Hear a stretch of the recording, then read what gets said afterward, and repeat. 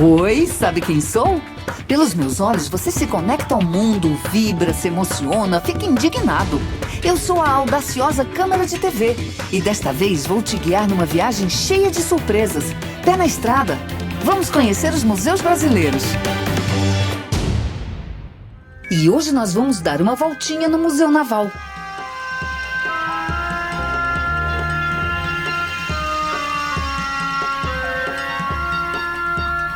Esse museu guarda toda a memória da história naval brasileira, desde o descobrimento do Brasil até os dias atuais. É um passeio super interessante para os aficionados em navios, invasões, piratas e também para aqueles que gostam de saber mais sobre a história do nosso país, sob o ponto de vista do mar. Vamos embarcar nessa viagem? Chegamos! É aqui, cidade do Rio de Janeiro, centro, Rua Dom Manuel, número 15. O Museu Naval está situado nesse belo prédio na Rua Dom Manuel, esquina com Rua São José. É um prédio do final do século XIX que foi construído para ser sede do Clube Naval. A fachada é em estilo eclético, muito bonita, muito bem feita. A cantaria de Guinás, que é a pedra típica do Rio de Janeiro, a calçada também em Guinás. E realmente o museu está muito bem instalado no coração da cidade, podemos dizer. Muito lindo mesmo! Vamos pegar uma carona com essa turma? Vem, galera! Bem-vindos ao Museu Naval. Esse museu conta a história do Brasil do ponto de vista do mar, da importância do mar para esse país. Vamos começar nosso passeio pela exposição permanente do museu, que se chama O Poder Naval na Formação do Brasil. Bora ver o que tem de legal? A escolha do tema O Poder Naval na Formação do Brasil nos levou a apresentar a história desde as grandes navegações. A construção naval portuguesa é notável. Os portugueses estavam construindo por um método desenvolvido no Mediterrâneo de construir o esqueleto do navio primeiro. Isso permite controlar completamente a forma do navio. Tiramos os modelos da vitrine para mostrar alguns detalhes. Na vitrine também tem um pequeno homenzinho que dá a proporção do navio. Em vez de usar escalas, nós usamos logo a figura humana, que dá uma ideia de tamanho dos navios. Essa é a caravela. Como se vê, a caravela não era um navio muito grande. Tá? A caravela é o navio básico do início das grandes navegações. Verdade que a caravela não foi usada pelos portugueses antes de meados do século XV. Eles começaram com navios medievais, barcas, barinéis. A caravela é o navio da exploração da África, propriamente dita. E o Cabo da Boa Esperança foi descoberto com caravelas por Bartolomeu Dias. Em seguida, quando começou o comércio da Índia, o importante era um navio mercante. A nau é um navio mercante.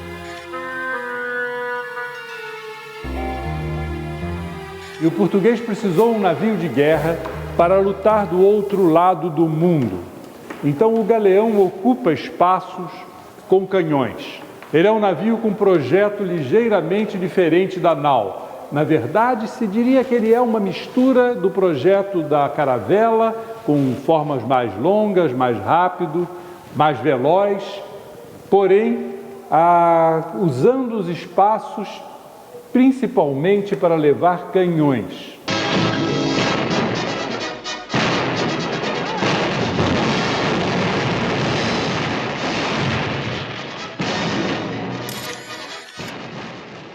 A sala mostra também a vida a bordo no século XV e XVI, a vida a bordo nas grandes navegações. Né? O principal alimento era o biscoito, tá? Que era um pão desidratado que durava mais que os outros mantimentos. Né?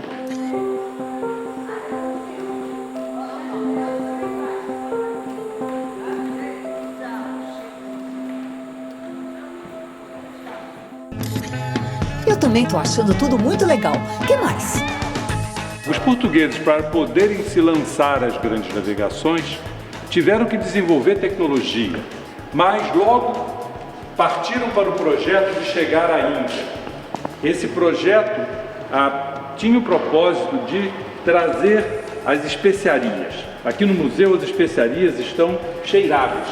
O visitante pode sentir o cheiro das especiarias. A canela, o gengibre, a pimenta, a noz moscada, o cravo. Muito legal, e a gente aprendeu sobre a história do Brasil e também foi muito legal, muito mesmo.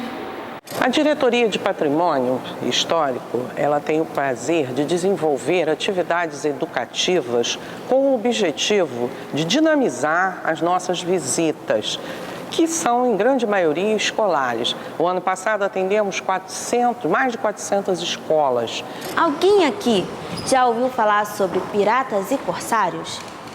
A rainha ou o rei de um determinado país contrata alguns corsários.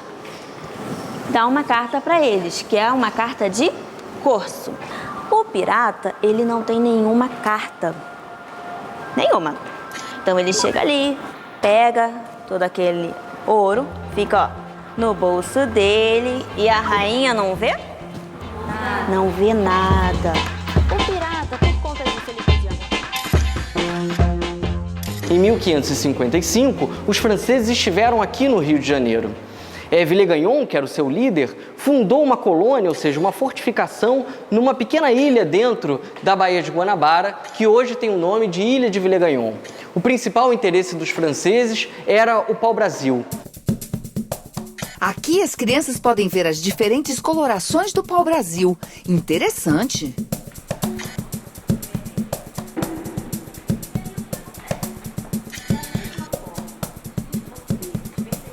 Percebam só a dificuldade de se dar um tiro nessa época. Olha quantos elementos são importantes para que o canhão possa funcionar.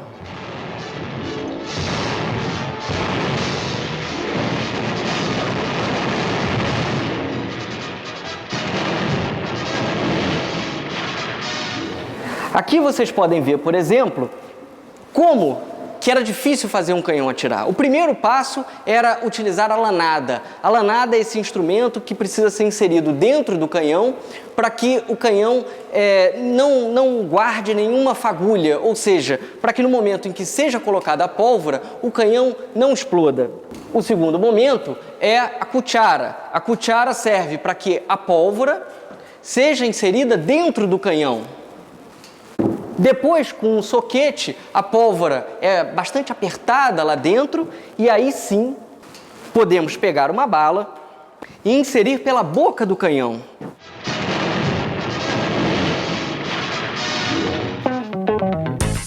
Esse aqui é um exemplo que vocês vão poder segurar de uma bola de canhão. Essas bolas pesam mais de 10 quilos cada uma. Agora, imagina colocar 20 bolas seguidas dentro de um canhão? Haja braço!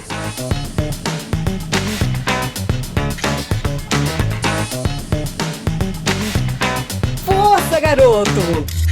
Esse museu é uma aula de história deliciosa, tudo muito lúdico, divertido. O visitante também pode mexer nesse museu.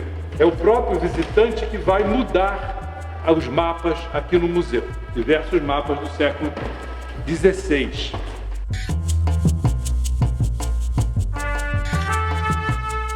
Aqui na sala 3, o tema é expansão, consolidação e independência. Logo que você chegar, você vai poder ver um modelo fabuloso, uma réplica de uma nau espanhola chamada São Felipe, cujo autor é o Gastão Menescal Carneiro, um modelista que fez vários modelos para esse museu. Percebam a complexidade das cordas, dos cabos, dos panos, que eram fundamentais para que o navio pudesse se deslocar. Percebam também a quantidade de canhões. E lembrem-se, os navios não serviam só para a guerra, eles também faziam com que as informações circulassem. O rei só podia governar graças a essas informações.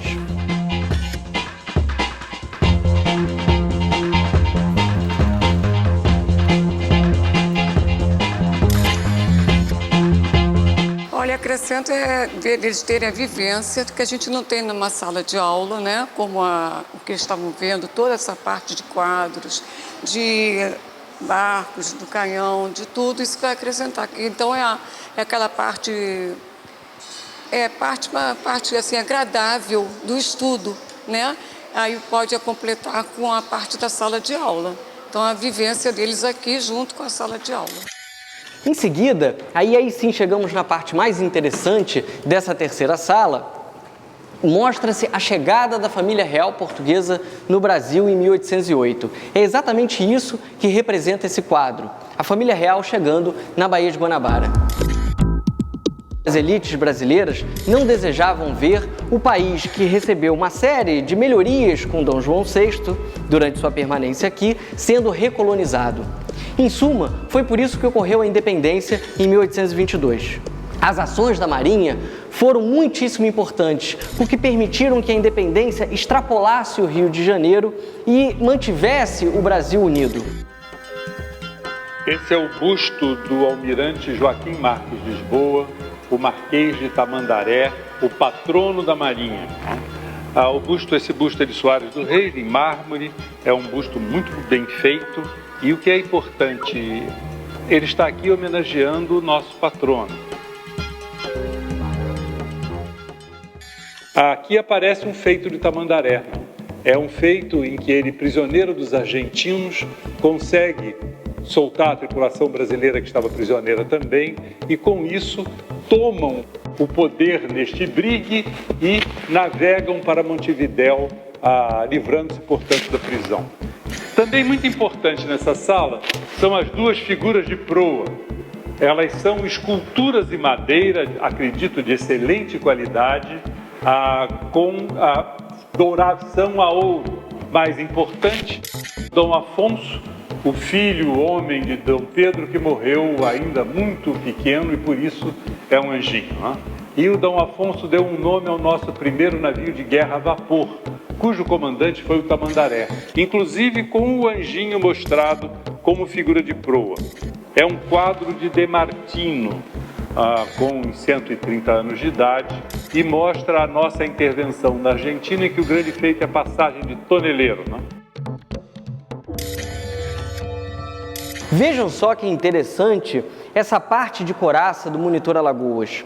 Vocês podem ver exatamente o estrago causado por um disparo das fortificações paraguaias. A Guerra do Paraguai foi o maior e mais sangrento conflito ocorrido na América do Sul. Rivalidades internacionais colocaram de um lado o Paraguai e do outro o Brasil, a Argentina e o Uruguai, que formavam a Tríplice Aliança. Os aliados derrotaram o Paraguai após 5 anos de lutas. A derrota fez com que o Paraguai se tornasse um dos países mais atrasados da América do Sul até os dias de hoje. A passagem por essas fortificações só foi possível a partir da obtenção desses navios. O Brasil adquiriu 17 novos navios exatamente para que pudesse transpor as fortificações. A mais notável delas, como eu já falei, foi a transposição, ou seja, a passagem pela fortaleza de Humaitá. E aqui esse quadro representa exatamente isso. Percebam como esse pintor italiano, na verdade um ex-oficial de marinha, o Eduardo De Martino, mostrou a passagem das forças aliadas por Humaitá. Percebam que o quadro tem uma tendência escura, provavelmente para trazer a sensação de dificuldade e de poder de destruição dessa fortaleza.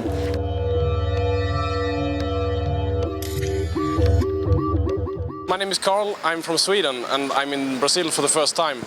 I think Rio is one of the finest cities in the world. It has fantastic surroundings and fantastic buildings, such as this one here. This is the Museum of the Naval History of Brazil, which I have just visited, and it's a very interesting museum. I can definitely recommend it that you take a look next time you're in Rio. Thank you. Eu estou adorando, e você? Então segura aí que ainda tem o segundo bloco com muito mais coisas legais. Até já!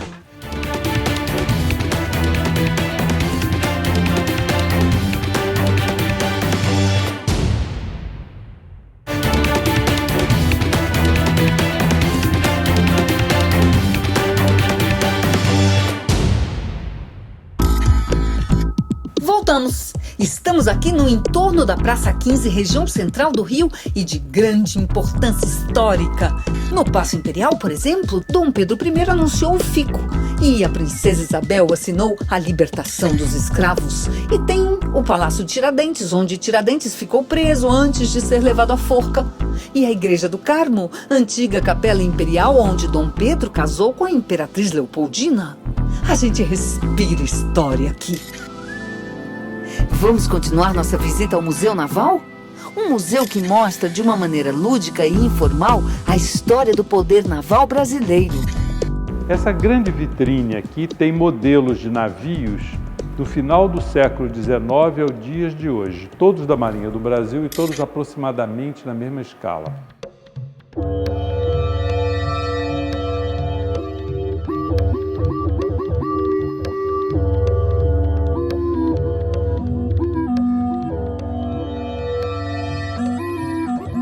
Em frente a essa vitrine temos duas vitrines, uma que mostra a participação do Brasil na Primeira Guerra Mundial. O Brasil mandou uma divisão naval para patrulhar a costa da África.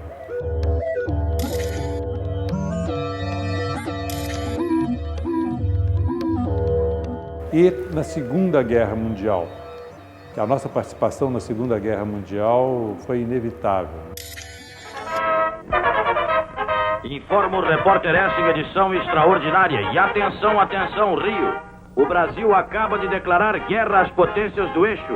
O presidente Vargas determinou a convocação de reservistas para a formação das Forças Expedicionárias Brasileiras.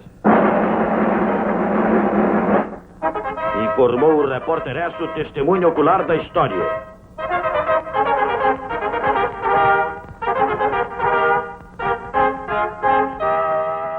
A nossa participação na Segunda Guerra Mundial dependeu muito do apoio dos Estados Unidos, que nos cedeu navios e, com isso, a Marinha ficou totalmente equipada e pôde fazer os comboios.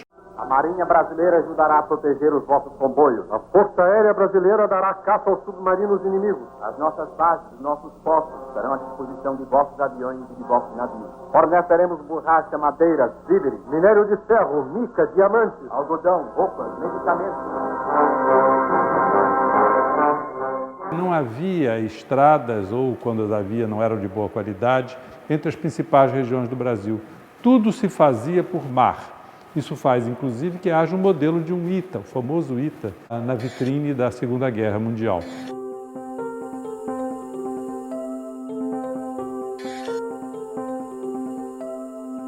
Também há uma parte da exposição que mostra equipamentos da década de 1970.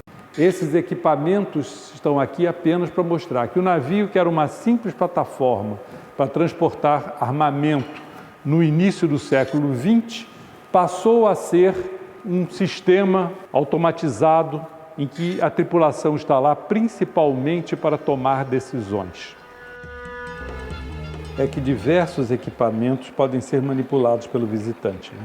No caso, esse é um calculador de tiro dos encouraçados da Primeira Guerra Mundial.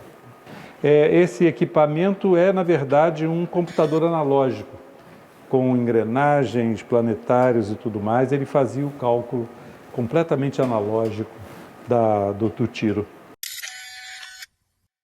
Além do que já foi visto nas exposições de longa duração aqui do Museu Naval, também são realizadas mostras temporárias, tanto no museu, no Pátio d'Armas e na Sala de Exposições Temporárias, como no Espaço de Exposições Temporárias no Espaço Cultural da Marinha. Bora então conhecer o Espaço Cultural da Marinha, que fica a 200 metros do museu, na Praça 15.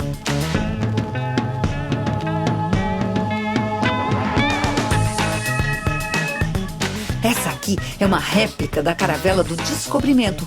Foi numa dessas que Cabral desembarcou em terras brasileiras. E aqui, a galeota Dom João VI, na qual a princesa Leopoldina dava um rolezinho pela Baía de Guanabara.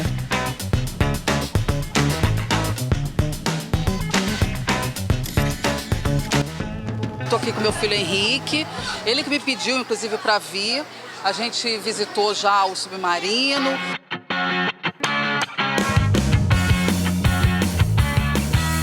Uma coisa legal é que o helicóptero da outra vez que nós viemos estava fechado e hoje a gente pôde visitar, tirar fotos.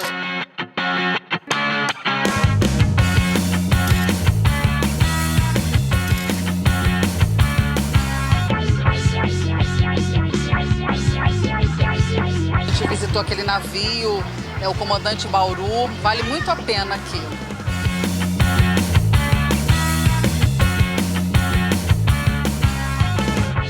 Meu nome é Sabrina, sou estudante de arquitetura. Vim aqui no Espaço Cultural da Marinha para fazer um trabalho sobre restauro e a gente acabou descobrindo uma série de coisas legais, como o passeio para a Ilha Fiscal, que é super barato, estudantes têm desconto. E é uma coisa que a gente não tem essa cultura, né, de fazer passeios de museus. Aqui o brasileiro carioca não tem muito disso e eu achei super legal o espaço, o ambiente e os passeios que tem. O passeio é muito bonito, acontece de quinta a domingo, 13h15 e 15h15. São 2 passeios podendo ser agendados para grupos, escolas e na parte de turismo, quando houver um grupo acima de 10 pessoas, podem fazer o passeio fazendo o prévio agendamento.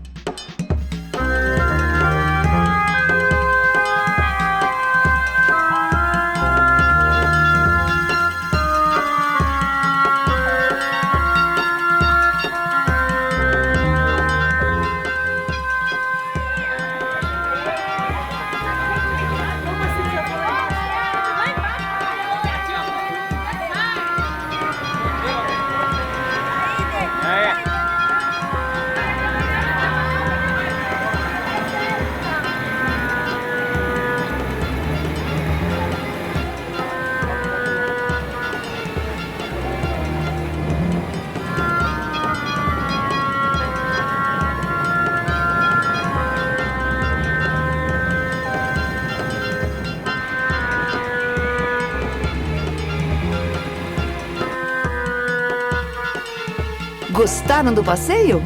Agora de volta ao museu. Vambora! Aqui no pátio, nós terminamos a visita ao circuito principal do museu. O Mobile é uma obra de arte de um artista de Santa Catarina. Eu acho esse Mobile uma das coisas mais bonitas que tem aqui no museu. Esse pátio é conhecido como Pátio das Armas, porque ele tem uma exposição que mostra diversas armas. Um torpedo do século XIX, uma mina da Primeira Guerra Mundial, um torpedo do século XX, a culatra do canhão de um dos grandes encoraçados Dreadnoughts do Minas Gerais. E não podemos esquecer da nossa magnífica coleção de canhões de bronze. Tem ali um canhão de 1597, inglês, tirado do fundo do mar, que tem o nome do fabricante, John Elkin. Os ingleses sabem que ele existe, mas na Inglaterra não existe nenhum canhão de John Elkin. Tá vendo? Só aqui nesse museu dá para pisar literalmente em cima de uma mina utilizada na Segunda Guerra Mundial. Hoje ficamos por aqui. Semana que vem tem mais. E não esqueçam, visitem os museus. Pode ser bem mais bacana do que você imagina. Visitar o museu é muito legal. Vem aqui pro museu, você vai encontrar tudo aqui. Para saber mais sobre horários de funcionamento e agendamentos de escolas, entre no site e programe sua visita.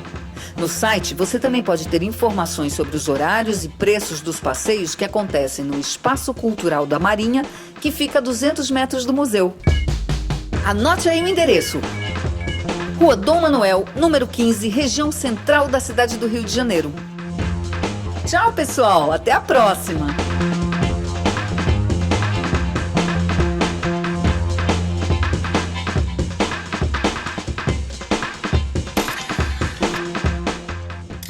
Os museus são conceitos e práticas em metamorfose. Os museus são casas que guardam e apresentam sonhos, sentimentos, pensamentos e intuições que ganham corpo através de imagens, cores, sons e formas. Os museus são pontes, portas e janelas que ligam e desligam mundos, tempos, culturas e pessoas diferentes.